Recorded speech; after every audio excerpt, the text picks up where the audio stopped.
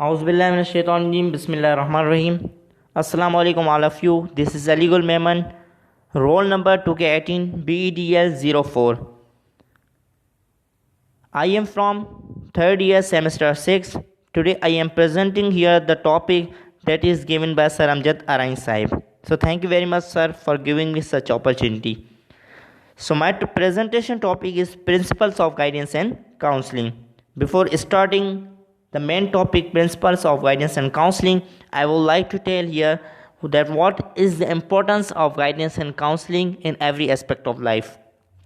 So guidance and counseling is very useful in a student's life, not for only students but for every person who want to get succeed in his life. So guidance and counseling plays a vital role in helping an individual to become a useful member of the society. If he is getting education without guidance and counseling, then he can't develop himself, he can't develop his personality, he is unable to serve his society. And in order to identify his talents or in order to solve their problems, he needs such guidance as well as counseling. So it is very necessary to get guidance and counseling if an individual who wants to get success in his life. So now I would like to tell what is difference between these two terms.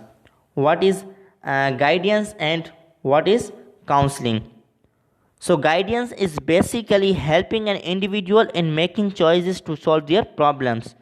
And we can say guidance is the process through which an individual is able to solve their problems and pursue a path suited to their abilities. While another term that is counseling. So counseling is the process of continuously guiding someone, in which we continually guide someone. In other words, we can say counseling is defined as face-to-face relationship in which growth takes place in the counselor as well as the counselee.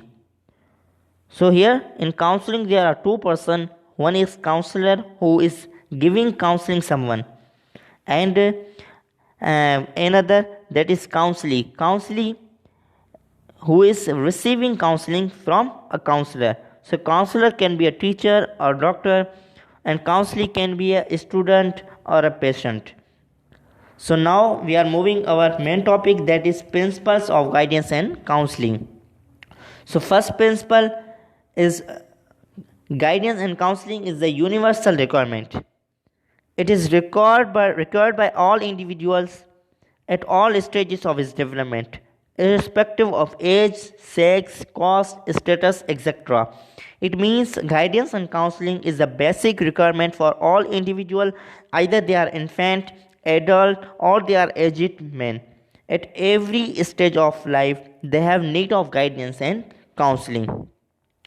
So another principle of guidance and counseling is goal oriented. Means guidance and counseling one of the planned activity which is carried out by a counselor. So here counselor is the person who is trying to motivate the other person, and counselor is the person who is receiving the counseling. For example, if you go to a doctor, so doctor is counseling, he is making to understand what can be done, what is the good matter and what is the bad matter. So counselor is a doctor. I have already told you that a counselor can be a doctor or a teacher. So here doctor is a counselor who will help in improving the health of counselee. Counselee means patient. Another principle of guidance and counseling, that guidance and counseling is the continuous process to problem solving situation only. So it is not just problem oriented, it is given for the normal students also. So mainly what are you doing here? You are focusing for all around development of the students. Next principle of guidance and counseling is student centeredness. Means guidance and counseling should be student centeredness. It should be organized while keeping in view the needs. So what is the need of an individual, what is the need of a student, what is their interest, what is the purpose of students. So you should always focus upon students whatever you are going. It should be student centered. It should be meaningful and it should be focusful. So it is a continuous process. You are not only focusing on a particular situation, not focusing on a particular problem. You are focusing upon all around development. So in such way, guidance and counseling should be done. Another principle of guidance and counseling is evidence. Means guidance and counseling must be evidenced. So it is based on reliability, should have an adequate evidence before starting the process. Though there are so many important psychological and non-psychological tests that are used to gathering information about an individual. So if you want counseling someone in the classroom, or if you want to counseling someone in the society, so in order to give them proper counseling, first of all you should know about him, about an individual. So you should have adequate evidence before you are giving counseling, before you are starting the process to them. So it can be important in psychological way as well as it can be important in non-psychological way.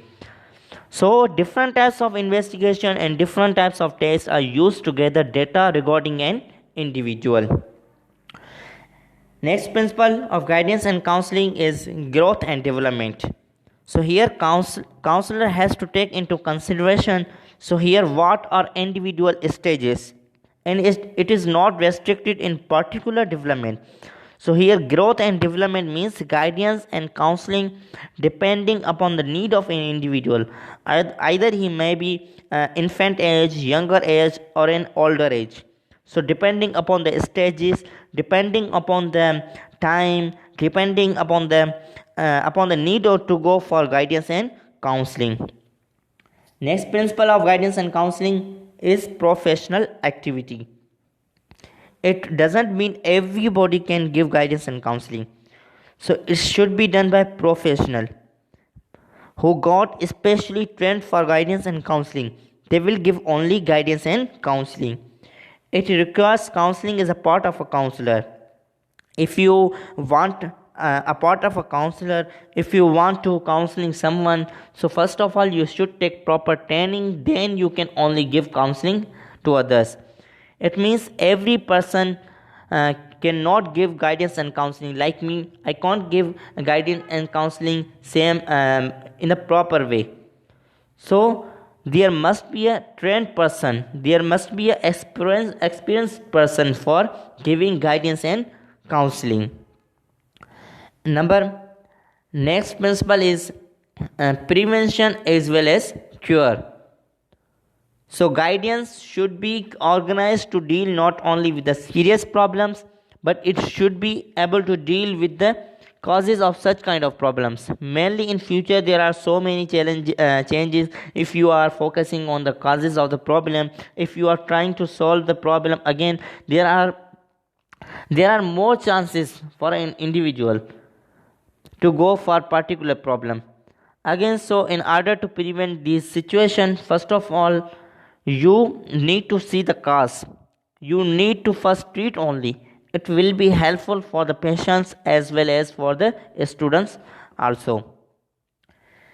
Next principle of guidance and counseling is flexibility. Means guidance and counseling must be flexible.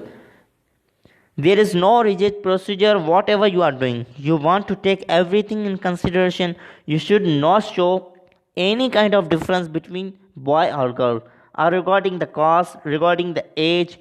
So depending upon the need of an individual, you need to provide guidance as well as counseling. Another principle of guidance and counseling is cause and effect. It accepts that all problems have causes, so these causes are always interrelated. So very deep knowledge of causes is essential. Then you can only identify what are areas that need to be given counseling, so you can go for solving problem situation. Another principle of guidance and counseling, that guidance and counseling should be compulsory in every aspect of life. Means guidance and counseling must be related to every aspect of life.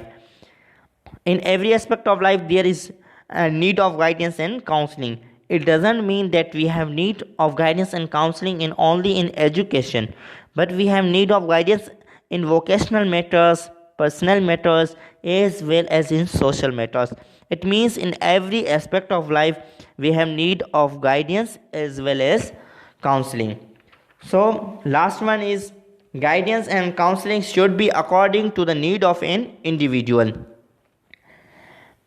Every individual is different from one another, as we know that whenever we classify in three levels like above level, middle, or low level and low level. So the first point is individual differences.